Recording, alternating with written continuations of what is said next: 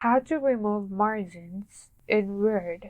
Hey guys, this is Lucy back with another tutorial on removing margins in Word. So first you need to go to Layout menu and click on that.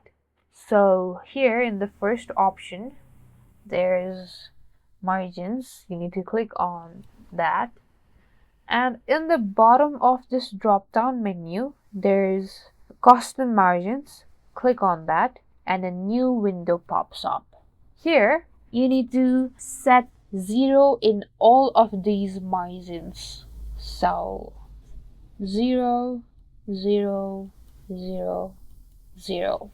And yeah, that's how you remove margins. And if you want to set this settings for the future, then you can also set it as default.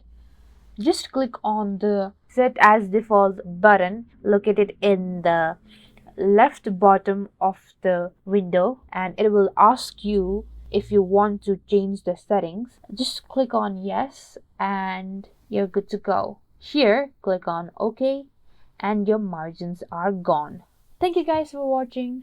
Like and subscribe for more tutorial videos. I hope you found this video helpful. Meet you guys in the next video.